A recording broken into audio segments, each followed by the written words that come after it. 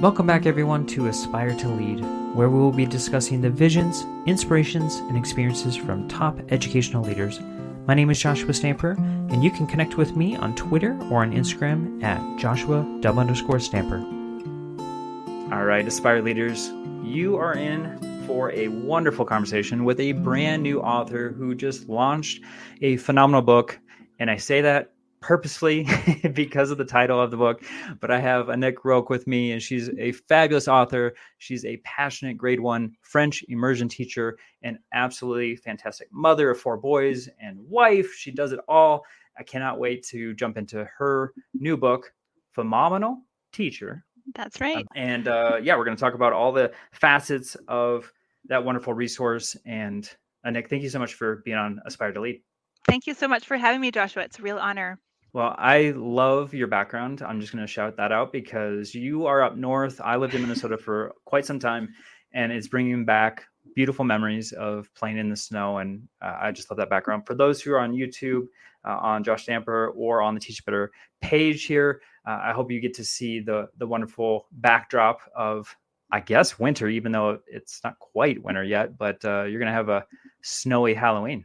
Yes, we are. It's very bright. That's how you can tell. Like, I was going to bed the other night and I'm like, why? Like, it's dark outside. Why is it so bright? Oh, yeah, it's because the moon's reflecting off the snow. We're in winter here.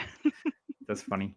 Also on YouTube, you can check out a brand new sign above me. I want to shout out Brad Hughes. He's got a new business now. It's personal, and I am so happy to display his wonderful sign here. So make sure that you check that out. And for those on YouTube, you get to see it firsthand. This is brand new, Aspire to Lead signage behind me. So thank you, Brad, for that. And Annick, would you please just share a little bit about you and your title? I'm very curious about what you do every day in the wonderful school, and then also about any leadership journeys that you have in your background. Sure. So I am a grade 1 French immersion teacher. I have been for many, many years now. And I don't know that French immersion is a concept that you are familiar with, you as in America. Yes. um, so basically what it is kids come to school to learn French. They are not from a Francophone family, so they come to school to learn the language. But everything that I teach is taught in French, except for the English class, which we don't even have in grade 1. So everything is taught in French, but kids don't necessarily know the language. So I'm doing all of that all at the same time. That's beautiful. All right. So talk about that a little bit. Is that something that kids have to take? Is it just like a requirement for folks, or is that something that they opt in? Yeah, it's just a choice. So you could go to school in English, you could go to school full French, or you could do French immersion, and all programs are accessible to everyone. You just choose what you want to do. All right. So we're going to segue into something that just dropped. I don't know what, a week ago? I mean, I A feel week and like a it wasn't half. very long. Okay, yeah. I saw on social media you were on the couch with your entire family and dog as you were opening up the brand new book. So I want to know, as far as this resource, why did you feel like it was so important to write PheMOMenal Teacher? So I have been blogging since 2016 now, and the blogs that tend to get the most hits or that resonate the most with people are the ones that I'm sharing vulnerably about my journey as a mom and a teacher, because being a mom is no joke, being a teacher is no joke, being a dad of 6 is no joke. And I just wanted to, like, people ask me all the time, how do you do it? They see me as this full-time working mother of 4, blogging all the time. I'm an avid runner. Like, I'm doing all of these things, and they don't understand how that I do all that I do on the daily. And the simple answer to that is that I just do what I have to do, which isn't a lie. But I also have discovered so many things over the years, lessons learned, and that's kind of what I outline in the book. I just want to show people that you're not limited by your circumstances. And yes, you might be a mom and you might be a teacher, but you're also so much more than that, and you deserve to pursue those dreams. And so that's just kind of me sharing what's worked for me. I'm not done learning, but I'm just hoping to show people that they can do it too if they just lean into it and go for it. So I'm wondering about audience, because you talked about being a mom, and obviously that's in the title, but for a busy dad, or is it just for educators, or is like, what is the target audience for the book?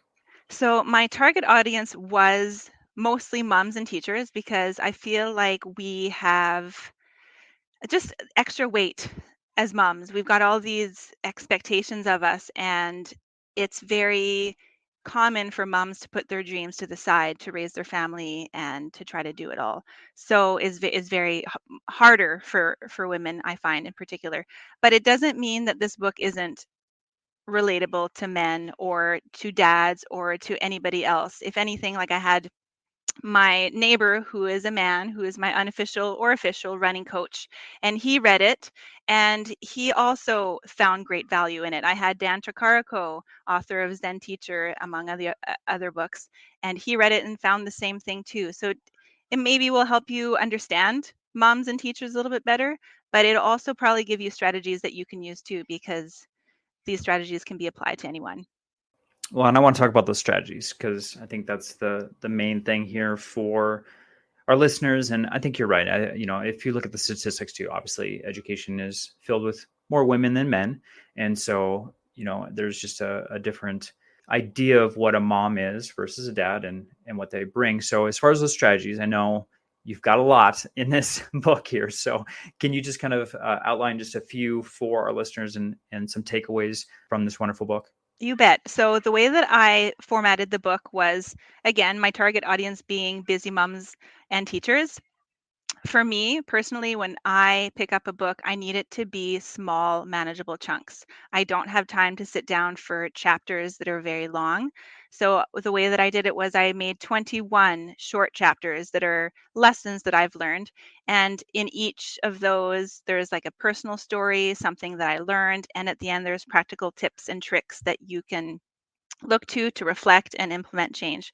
So every chapter is very, very small. And even if you just look through the table of contents, it'll give you an idea of, oh, like maybe I want to learn more about guilt. So let me see what lesson would that be? What page can I flip to? You don't need to read it in order. You just pick that up and read what you need and see where that takes you. And so maybe I'll start with one of them. One of my favorite ones is because we talk a lot about self care, and I do talk a lot about self care in my book. But a big important differentiation that I want to make is that we can't just rely on self care. We need to look at what is causing us to need self-care so much, so badly, and can we fix or lessen those stressors without just putting a band-aid over it with the self-care itself. So one of the things that I did, and I share through the book that I went through depression and ended up needing to take a leave to deal with that. And something that I did through my depression with the extra time that I had was look at these stressors and what can I do to fix them.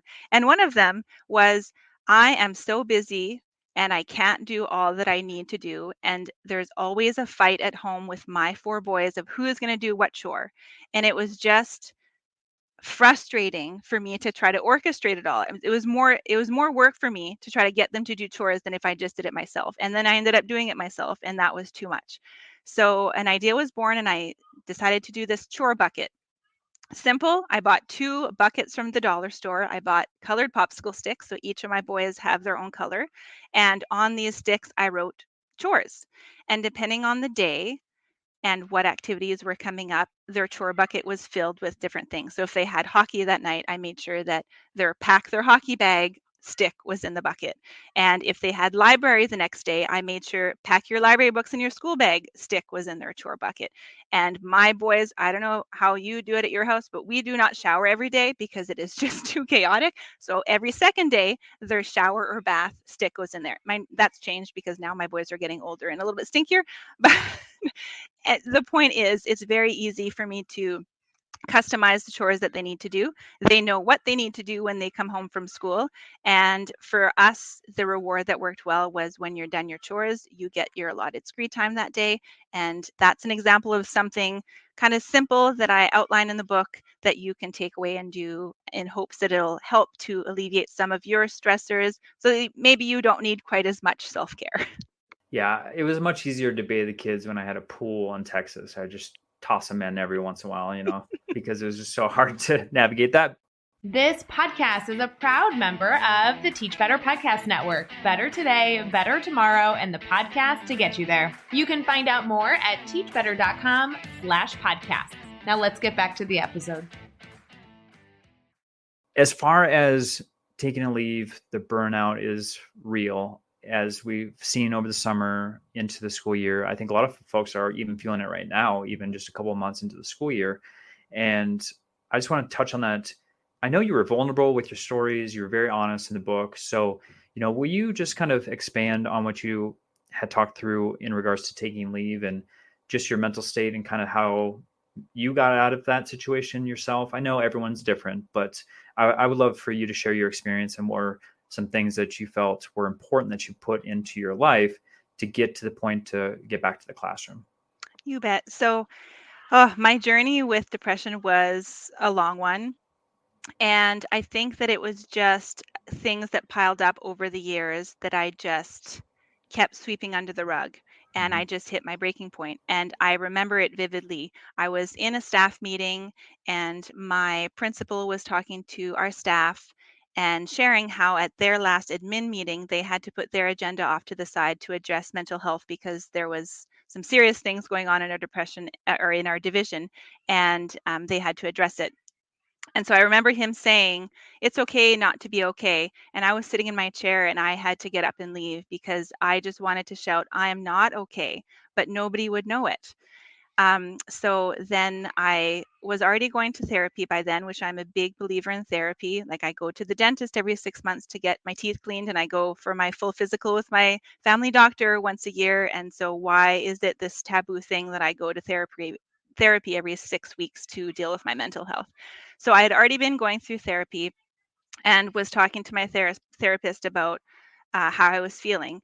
And she said something that really put things into perspective for me. She said, "Annick, we can continue to work on this like we have been. But my question to you is, in your current circumstance, which was COVID, mom of four, working full time, do you think that you have the time and energy that you need to get yourself back on your feet?"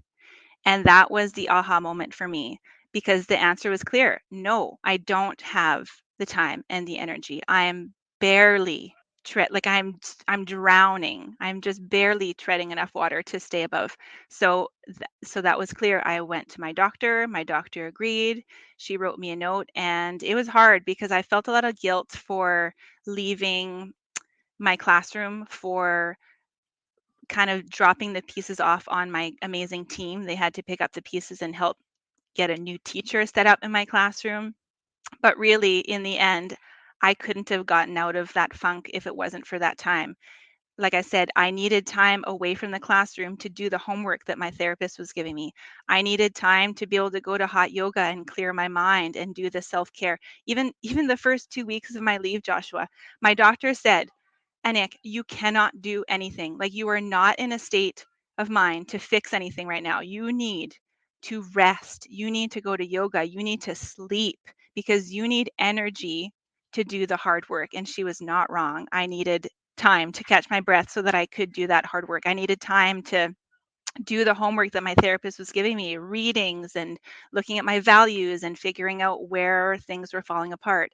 And so it took, like I said, it took time, it took energy, it took therapy, it took medicine, it took self-care, hot yoga, and it just took time that I did not have when I was working.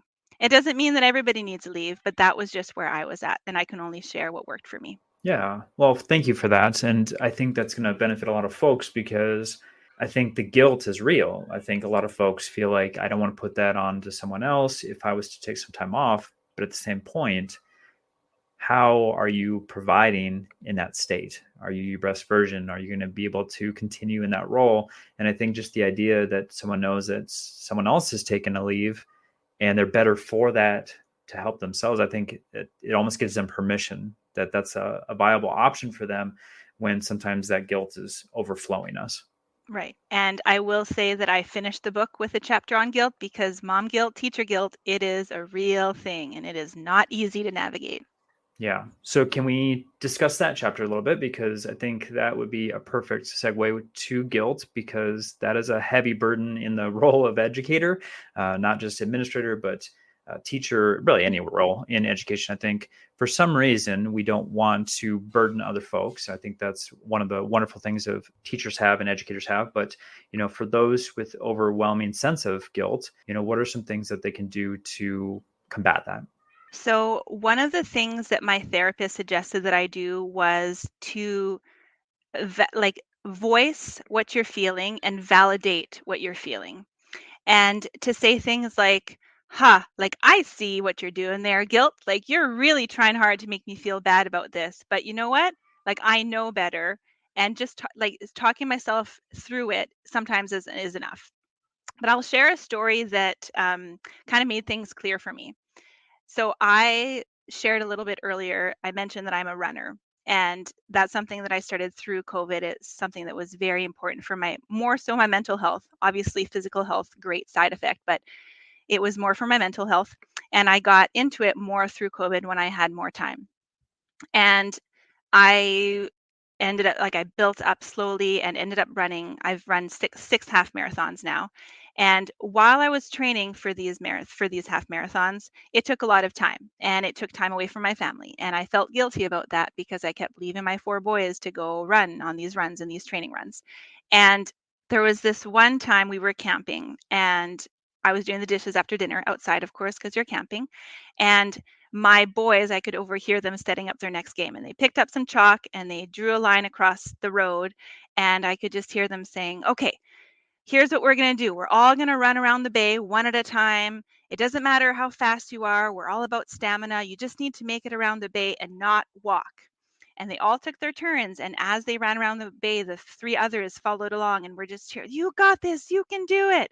And my heart just melted because in that moment, I realized I should not feel guilty for all this time that I've been putting into my training to run. Because look at this, like I was so worried that I was abandoning my children to go do this personal thing I needed to do. But look what happened. Like they learned that it's important to put yourself first. They learn that it's important to take care of your mental and physical health. They learn that it's important to cheer each other on. They weren't resenting me for doing all of these things. They had learned a beautiful lesson. And I share in the book, Glennon Doyle, who's one of my favorite authors, in her book Untamed, she's got this quote that says, "My children do not need me to save them. My children need to watch me save myself."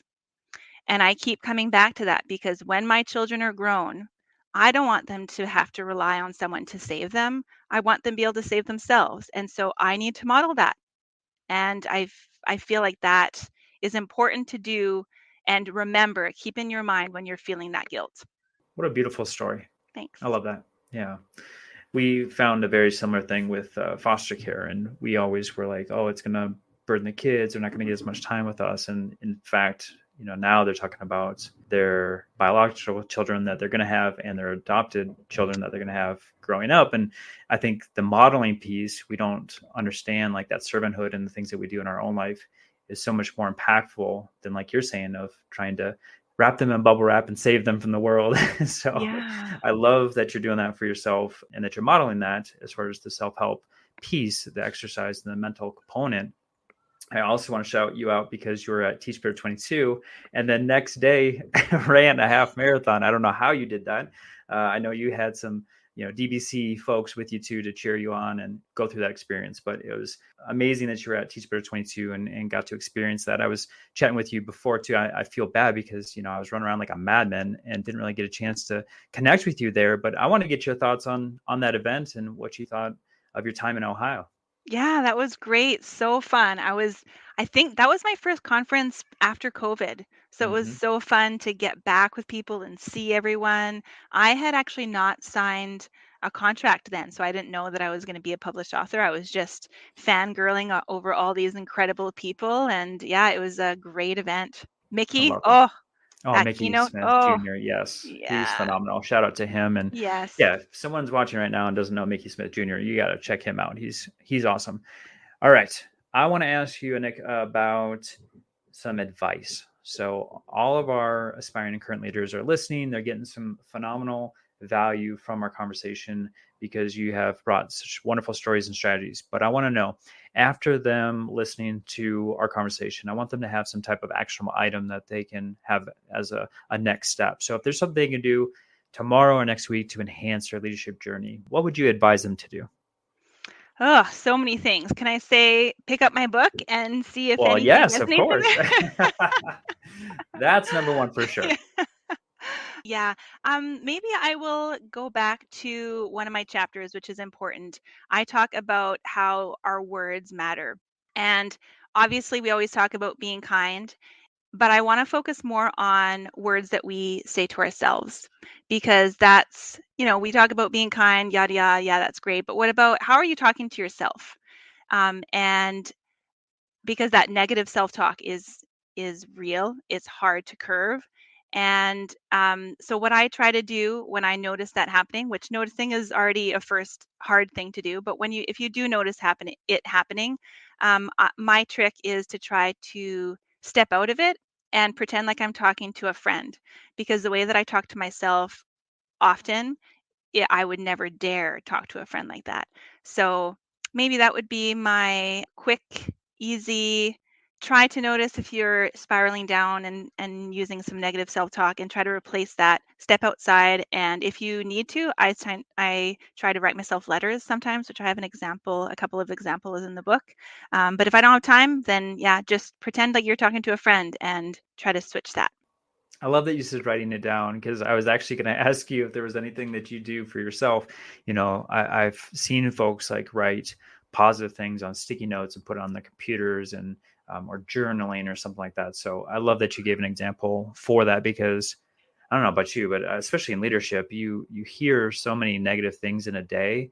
It's hard to have that positive thought either about yourself, your job, how you're affecting other people. So I love those words of wisdom and how important that is for not only leaders, but educators in general. Yeah, and that negativity tends to stick. So I have a feel good folder in my filing cabinet. I have one in my email address. And every time I'm feeling down, just open those up and read through and remind yourself that you are worthy.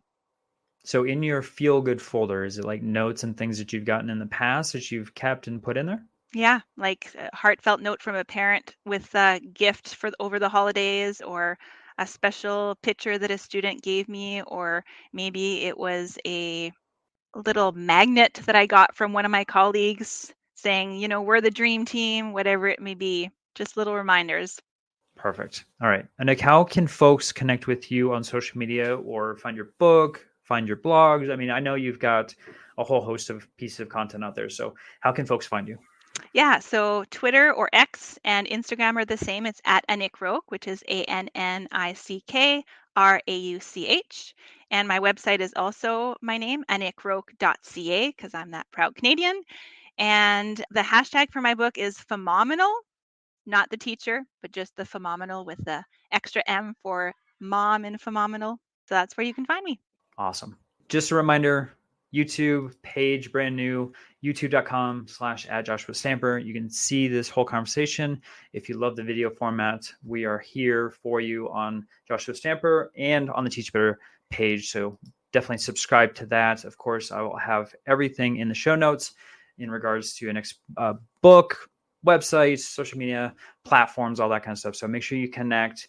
And yeah, I just want to thank you so much. I know this is probably a whirlwind for you right now, as there's probably a lot of requests for you with such a great book and it launching just like I said a week and a half ago. So yeah, I think you're doing a phenomenal job in general. I love your vulnerability, and I just thank you for your heartfelt stories today and sharing that with my audience. Thank you so much for having me. It was a real honor.